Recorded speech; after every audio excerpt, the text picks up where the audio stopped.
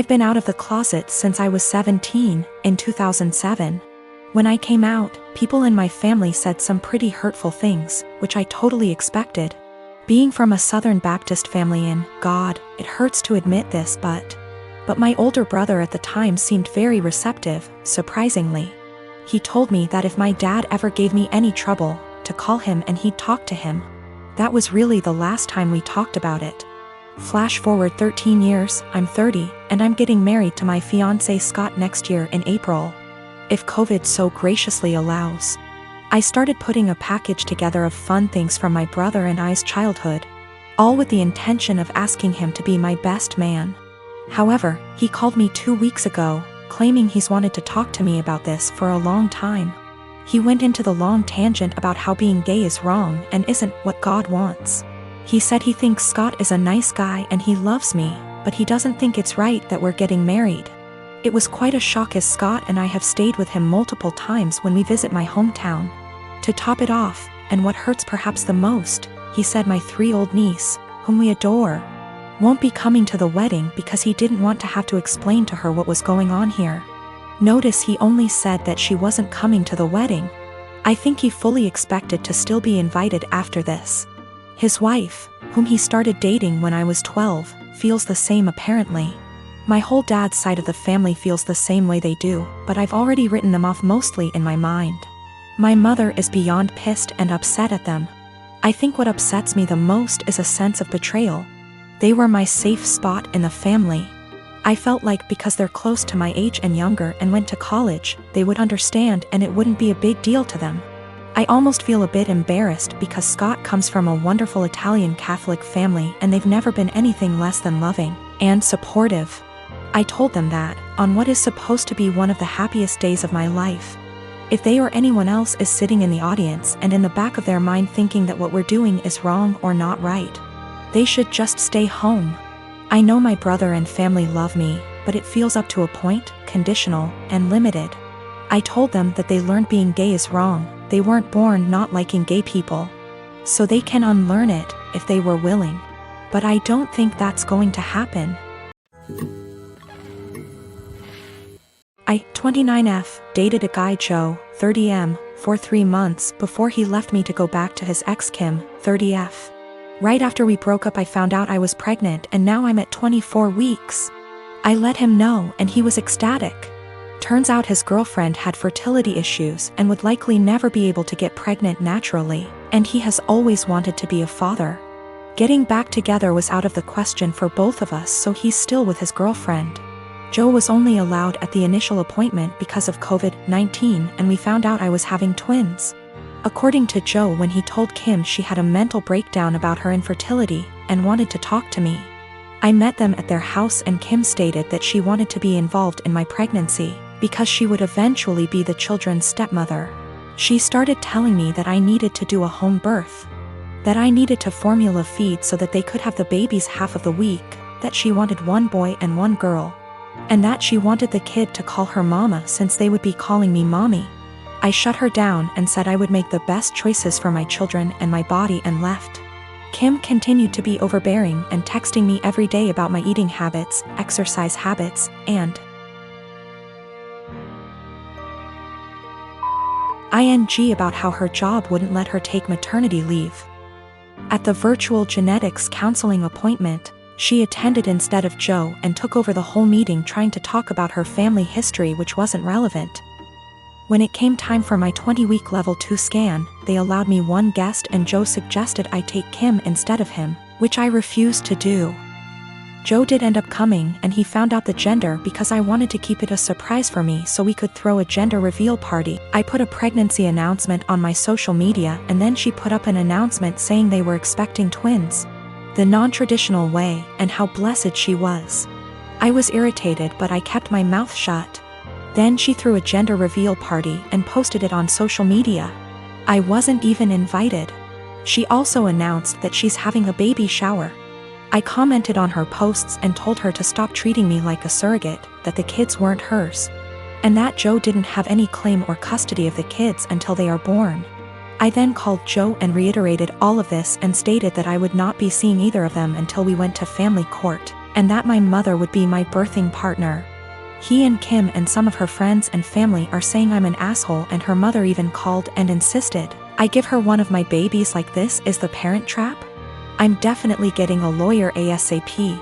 Y'all have scared the shit out of me, but I'm happy you did. We used condoms because I do not react well to hormonal birth control, and I had to wait to get a non-hormonal IUD because of other medical issues. The Thursday I posted this, I went to the police and they stated that there was nothing they could do because a crime hadn't been committed. In my state, orders of protection are criminal or family, so I was able to get one against Joe. On Friday, I did get a lawyer and they let me know in my state there was nothing I could do as far as custody before the babies are born. So I will be leaving my state soon to ensure that this isn't my baby's home state and I can't be charged with anything. Kim came to my job, damaged my car, and broke a bunch of office windows. I work with kids, so she was arrested for not just the criminal damage and trespassing but also child endangerment, so hopefully that works in my favor. Also, if Joe did it on purpose, I don't think Kim knew, because she was screaming at me about how I stole her life and everything I had was supposed to be hers. I have orders of protection against both Kim and Joe. I left the state anyway, and Joe and Kim started harassing me again because there's no legal jurisdiction when you leave the state. But I have enough evidence that I was able to press charges in my current state as well, and will be pursuing a restraining order here. I am currently divorced from my ex Thomas of 30 years. We ended up seeing a lawyer to help with dividing stuff. Everything was pretty much wrapped up till he said he no longer wanted any part of our kids' lives. I didn't argue with him about it, since I already know what it's like having a parent who doesn't want you around, or wants to be in your life. I asked what he wanted me to tell the kids, and he just said, "Whatever you think is best, I don't care. I don't want to parent anymore." Everything was in agreement and signed with no fuss. A few weeks later I get a call from my ex-mill asking if we could meet each other. When I came over, she broke down crying and begging to let my ex see his kids again. I was confused about what she meant, because not once did he contact me after meeting the lawyer. She went on about how my ex said he really missed them and that I was just a petty B*TCH for taking full custody. Also that he was crying for days about it. I told her my version of events and she called it BS, saying her son wouldn't lie like that, especially not about his kids. Then I decided to call him in front of her. He didn't know she and I were meeting that day. I said, "Hey, has a soccer game in a few days," which he did, and I was wondering if you wanted to go? I know he'd really love it and be happy to see you. He instantly said no. I already said I'm not doing this anymore. I asked, "Well, how do you think this is going to affect Denise, his mom?" She is over the moon about them. He just said she loves me more than the kids, so I doubt this will be an issue for her. After a bit more talking, we finally hung up. Ex-Mill was straight-faced and nodded at everything that just happened. She asked me to leave and said we would be in touch. Later that day I got a call from my ex saying how it's my fault he was kicked out of his mom's house, and possibly will be taken off her will. Also that none of his family members will talk to him because of what ex-Mill heard. He threw a lot of insults at me before I hung up, and now him and his mates keep calling and texting me. My friend is saying I shouldn't have said anything in the first place and I ruined his life. Yes, I plan to let Denise see the kids because I know she just wants to give them the world along with the rest of his family. My husband, Jonah, passed away unexpectedly a month ago from a stroke. I don't want to get specific about that part. It's the worst pain I've ever felt in my entire life. And I'm still not sure how I'm ever going to move on. We were married for 5 years, together for 7. The past 2 years we've been trying for a baby, but we're just getting to the point of considering IVF when he died. Jonah had a close friend in high school named Marjorie. Marjorie also ended up going to the same university as he did, and they spent a lot of time together during those college years. Jonah said that he liked Marjorie's company, but never felt anything beyond friendship with her, which I totally believe. Jonah dated other women during that period, but told me that several times Marjorie hinted that she wanted him to ask her out. She also joked about wanting him to be her plan B in case she didn't meet someone and get married by 30. By the time I'd started dating Jonah, he had moved a couple hours away from his hometown, and Marjorie. Despite this, Marjorie immediately began finding excuses to come to our town and hang out, which usually involved her encouraging us to go drinking, and then her passing out on the couch at Jonah's apartment. I didn't mind her for the most part, but she had a habit of saying things like, "You know you ruined our marriage pact," and pointing out all the things that she knew about him, like what he took in his coffee, his favorite bands, etc. Over the course of our relationship, and especially after we got married, Jonah definitely put some distance into his relationship with Marjorie. He confided in me that he felt he had outgrown her and that they really had little in common anymore. He stopped responding to her invitations to hang out as often, though he would occasionally call to catch up out of guilt, especially when she would text him or leave messages saying she was so sad he was ignoring her and the like. But now he's gone. I had him cremated, like he wanted. We haven't done the memorial service yet. It was too hard for me to even imagine the first couple of weeks. And I also wanted to give time for some out-of-state people to make travel plans. The memorial is this weekend.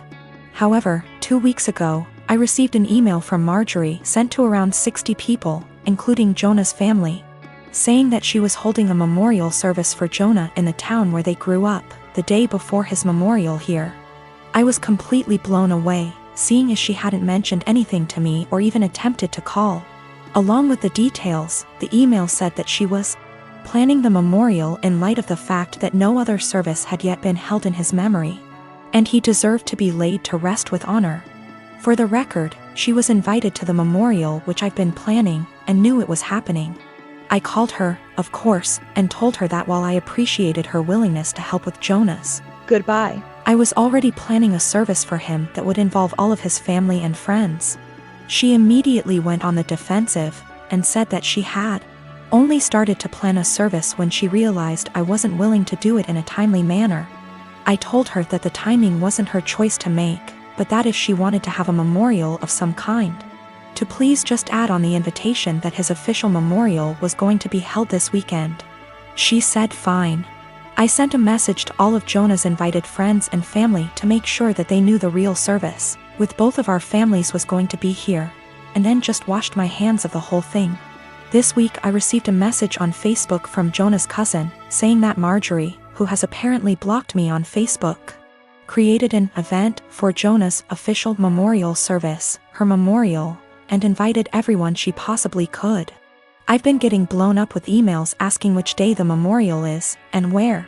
I'm honestly furious. I don't have the emotional energy to deal with this. I ended up putting a post up on my wall, reiterating the date of his service here, and asking people to please share it. Thankfully, I think the older members of the family don't use Facebook or email very often, so most of them haven't been confused, but a lot of people now think that Marjorie's service is the real one. I called Marjorie again, asking her to add an addendum to her event saying that his actual memorial was going to be here. She told me that Jonah would have wanted it this way, and that if I couldn't appreciate her efforts, I wasn't invited to say goodbye to Jonah. I told her that was fine, seeing as I'd already said goodbye to Jonah when I held him as he died. She hung up. Apparently she's now spreading information to her mutual friends with Jonah, saying that he was planning on leaving me because I wasn't able to conceive. She also said that we had approached her to carry a baby for us, all absolute lies. His cousin sent me a screenshot of a text where she said that Jonah always thought we would have the cutest baby together, and that angry widow doesn't understand how much he wants children. I'm at a loss as to what to do. I don't care what she says about me, but she's now tarnishing my husband's memory, especially saying that he wanted to divorce. Jonah would never have left me, and anyone that knows him at all knows that we were committed to each other above all else. I need to figure out how to tell this woman to off without encouraging her to spread more lies. And I also want to just forget the whole thing and crawl in bed and never get up again.